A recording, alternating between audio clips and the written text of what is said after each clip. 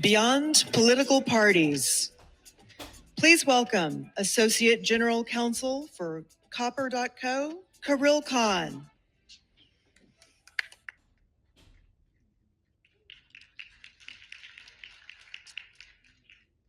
Public speaking professionals say that you win or lose the battle for audience in the first 30 seconds. Fortunately, I only have 30 seconds to introduce myself and, more importantly, two immensely interesting guests. I'm Kirill Khan, AGC, Associate General Counsel for Copper Technologies, a London-based institutional infrastructure provider which focuses on timely topics such as counterparty risk mitigation and custodial technology. With us today, we have Andrew Yang and Maggie Lake. Ms. Lake is a senior editor and host at Real Vision, an on-demand content and education platform. Ms. Lake is a veteran journalist with over 2 decades of experience covering business, technology, politics, and international affairs. She started her career at Reuters, where she worked in both New York and London, covering economics and global finance. Mr. Yang is a businessman, philanthropist, 2020 Democratic presidential candidate, 2021 New York mayoral candidate, who also founded the successful nonprofit Ventures for America in 2011, which prompted the Obama administration to name him a presidential ambassador for global entrepreneurship in 2015. Most recently, Mr. Yang has co-founded the Forward Party with the goal of fighting for American people with practical common sense solutions. With that, over to our speakers. Thank you.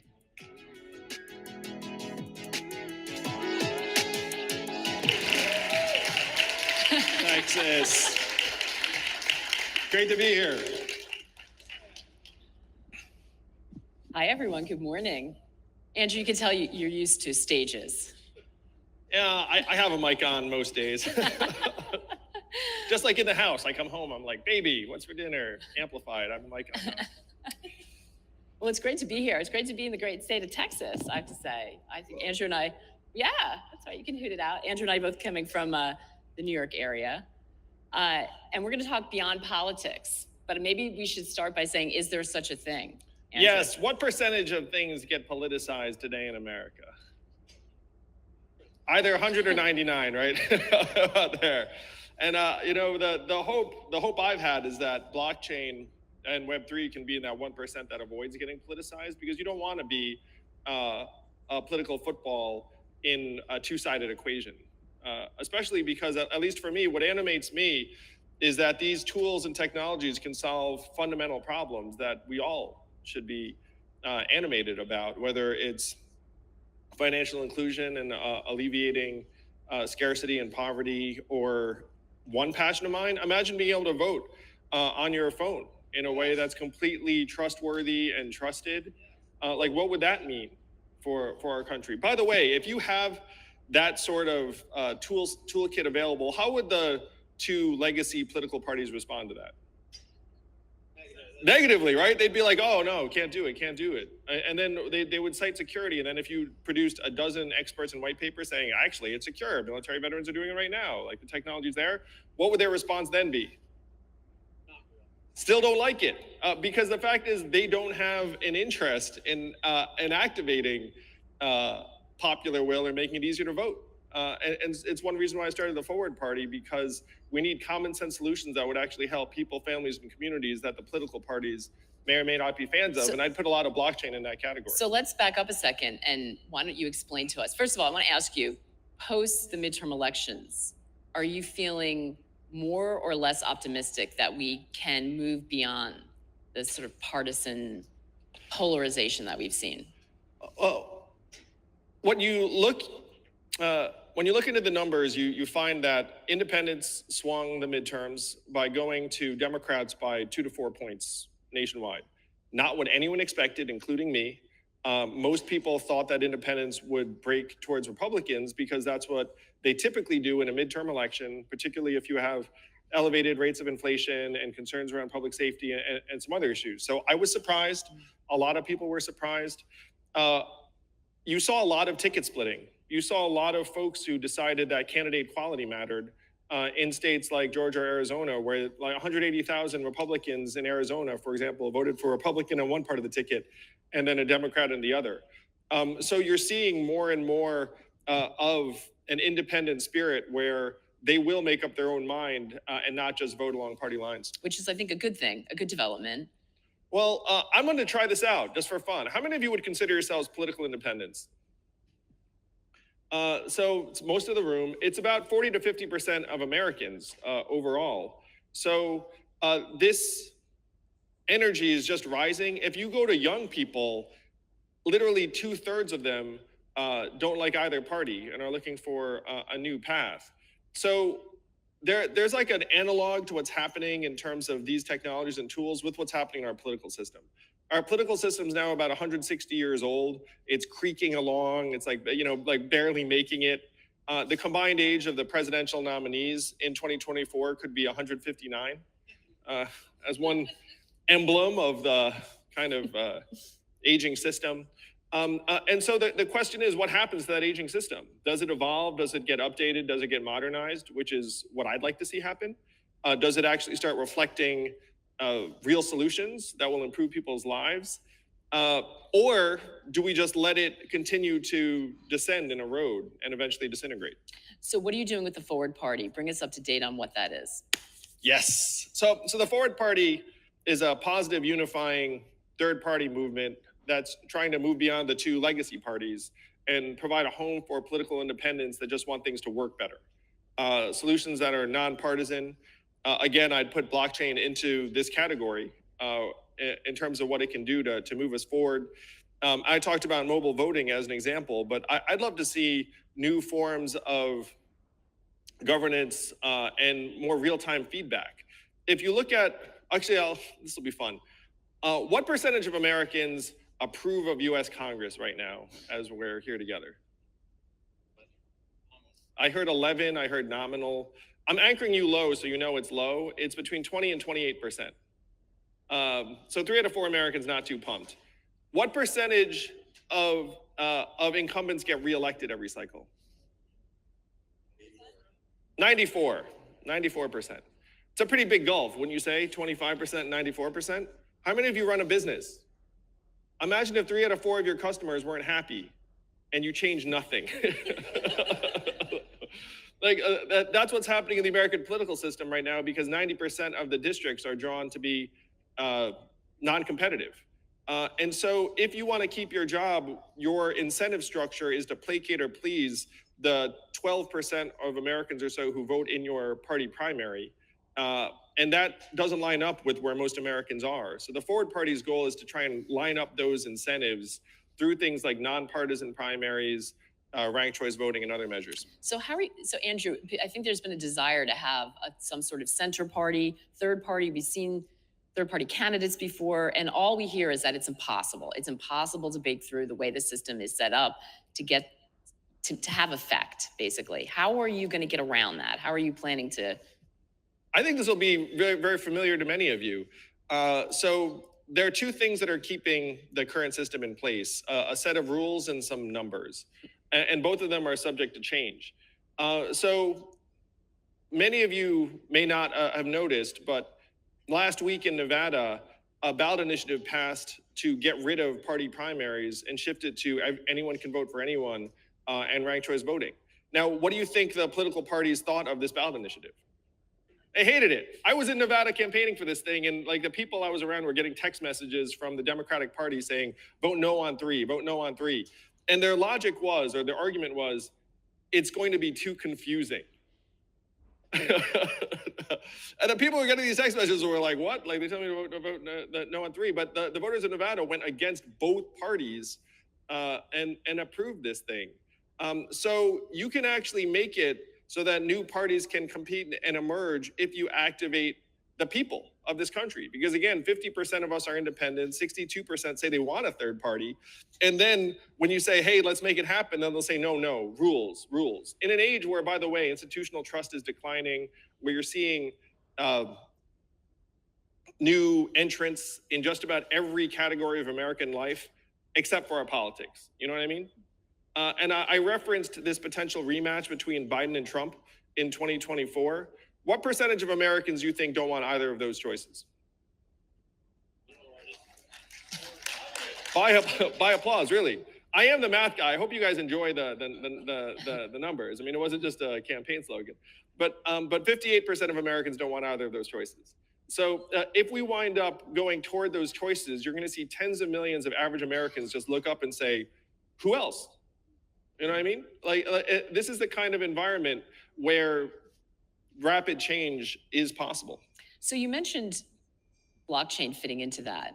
Is that something that's feasible to roll out? What's the time reference on using that kind of technology to change the system?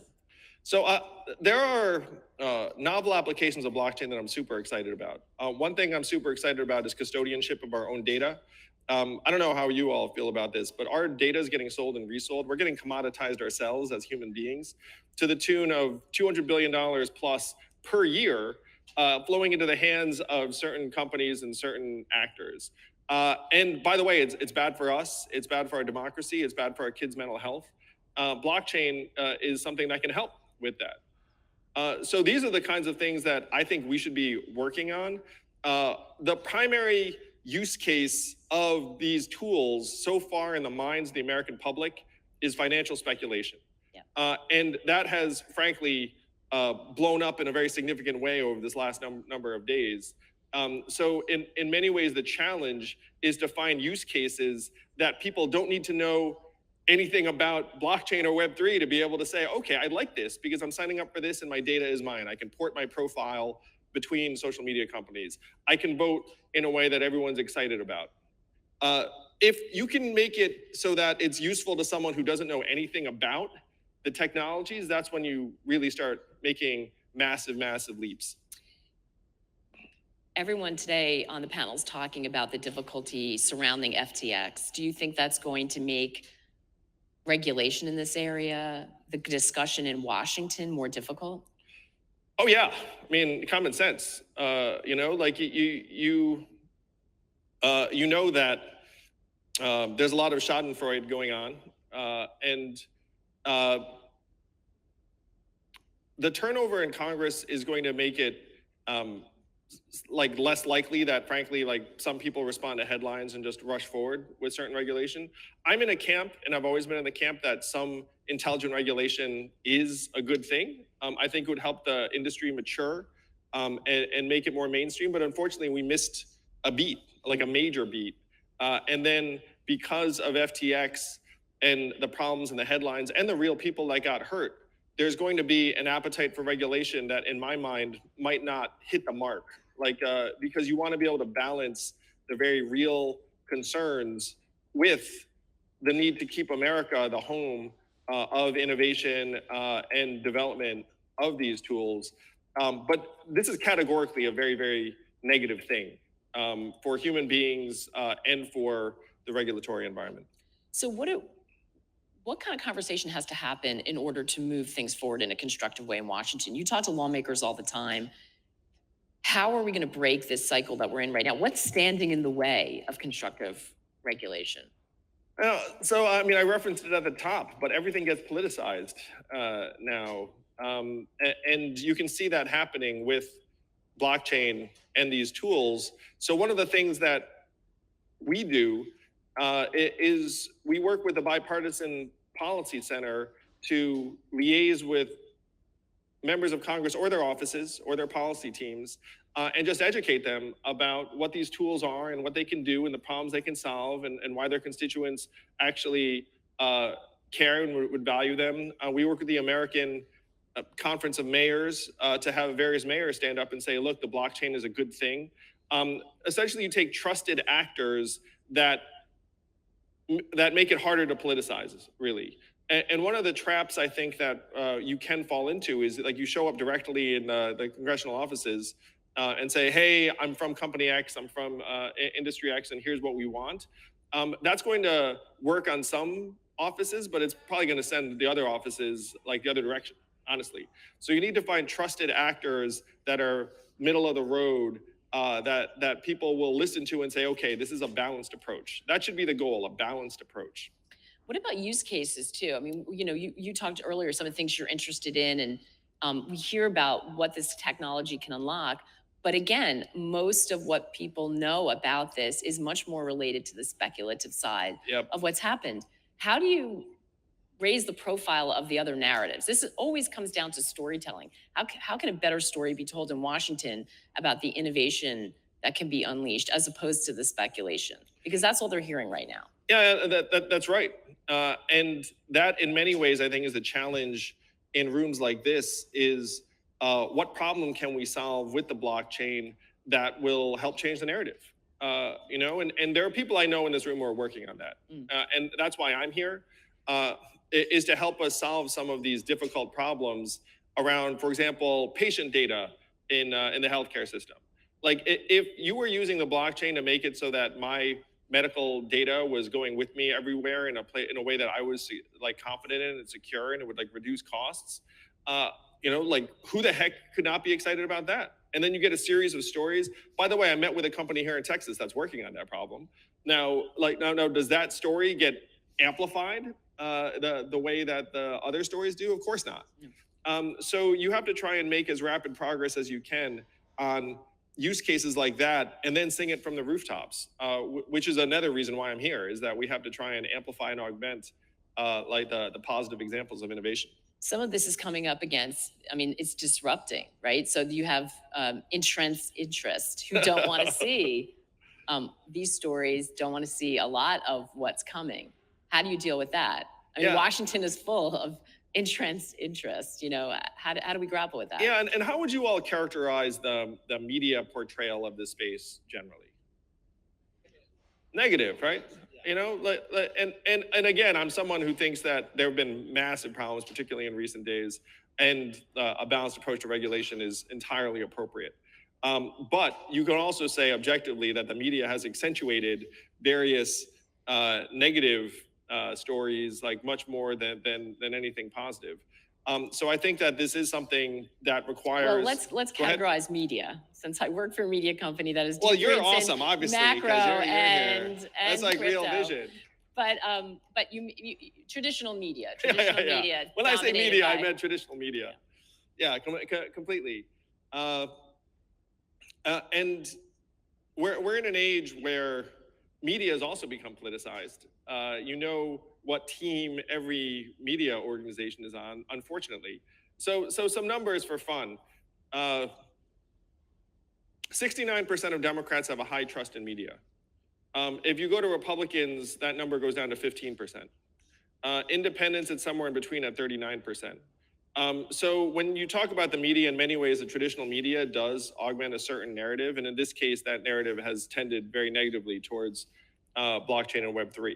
So what are the areas of media that have been more balanced? Obviously, there's the industry sources, which probably skew positive. And so the question is there some kind of like trusted actor who can call it down the middle? And I think that's where independent media is so important, organizations like yours, Maggie, because unfortunately, we're in a time when media really has become very partisan. We've had a lot of discussion about regulation and if we can get constructive regulation, and the fact that states like Texas are pushing forward and will be pushing forward and might be moving quickly. Can states move forward without some kind of federal framework? Does Washington matter?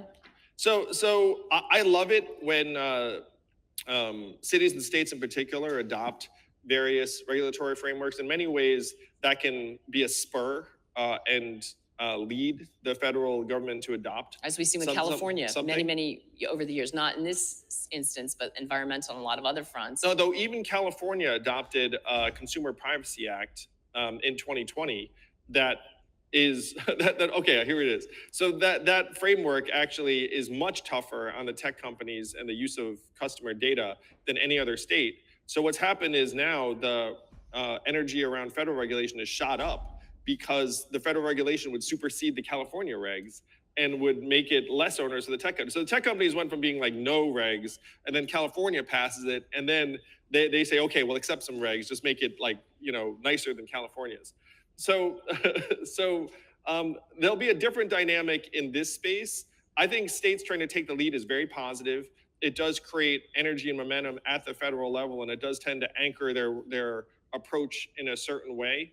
And I talk to lawmakers, as you said, all the time, Maggie. like it's unclear what regulations do end up emerging over this next Congress. It's in part because the Congress is just changing hands, Yeah. and so there were more than half a dozen different bills in the Senate, and so no one's sure what's going to end up winning the day.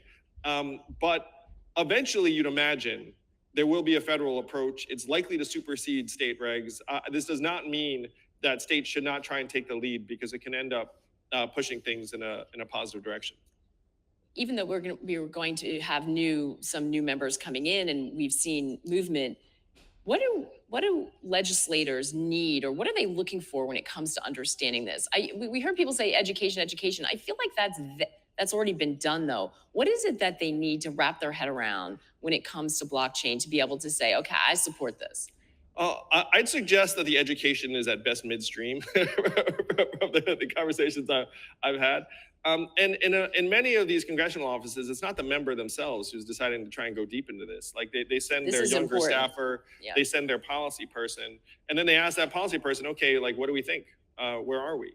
And the policy person, frankly, like tends to be younger and like a little savvier, and like they're the ones we're spending time with. So that process is very much ongoing, and they are unfortunately responding to headlines, which right now are heading in like a very specific direction. It's one reason we're trying to balance that with the help of mayors and others, so that they hear also from constituents in their districts who say, hey, look, like, like I work in this space, I work in this industry, like, like this is why it's positive. What can everyone in the room do as we're thinking about moving beyond politics, both on the political front, I guess, and also when it comes to this industry and making sure that the narratives are heard that mattered and that are going to tip the scale in the right direction? Yeah, I think that we've missed some opportunities, honestly. So the first big thing I would say is like we should accept that we're in an environment where there's going to be some form of regulation coming down the pike, and the goal should just be to try and make it intelligent and sophisticated and nuanced and done in a way that's rational and reasonable. Now you can have your own perceptions as to what the likelihood of rational, reasonable policy is out of DC. The question is, what can we do to try and increase those odds in this time? So there is still, I know this is a dirty, but there is still some traditional lobbying to be done. Now FTX was the heavyweight in that space, and they've been completely discredited, frankly. But there are still trusted actors that are talking to regulators and legislators.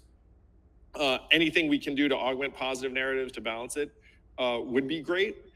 Ideally, and I'm not sure we're at the cusp of this, but ideally we are at a point where enterprises are actually touching consumers in a way that can counter the narrative. But given the time frame, like I would push in that direction. I'm not sure if we can get there in the weeks and months we have. That's a really good point, because I think that lack of real world experience and being able to have something tangible, at least for people who are not in the space, and for Washington, has been a point of friction. It's made it harder.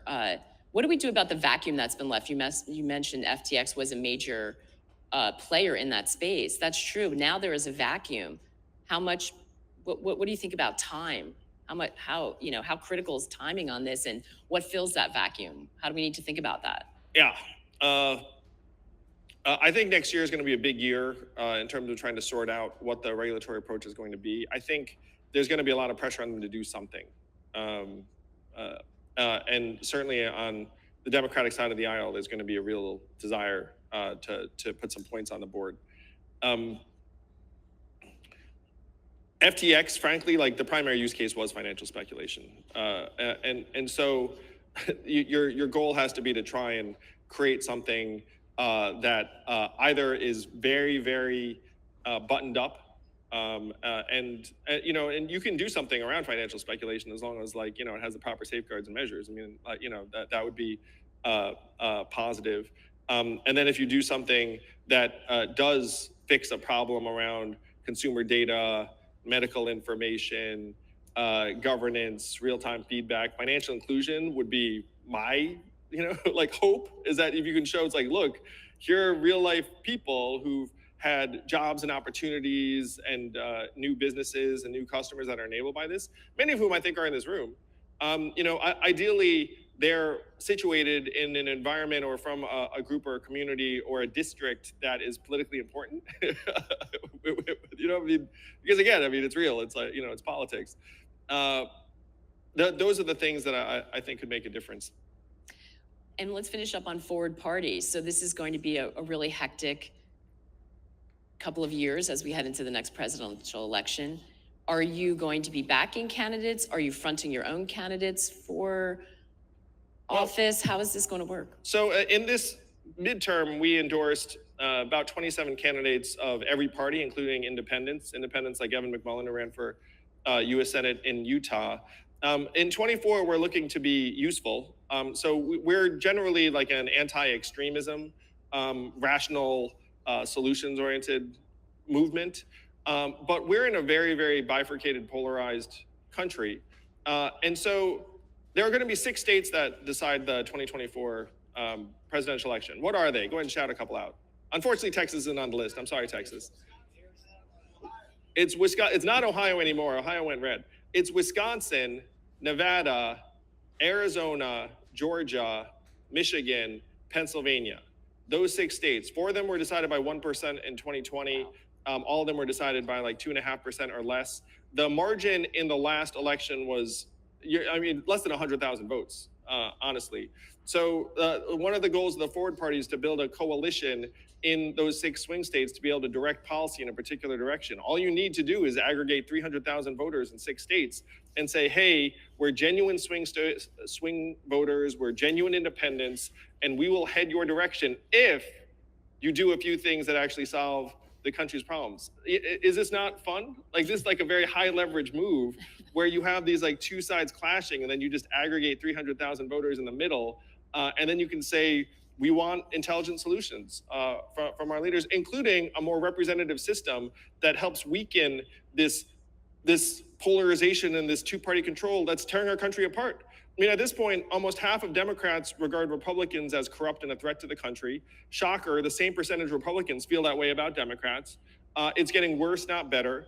How the heck do we turn that around? We turn that around by gathering a coalition of independents and Democrats and Republicans who actually want our system to work for us, the people of this country. I love it. That's right. That deserves some applause.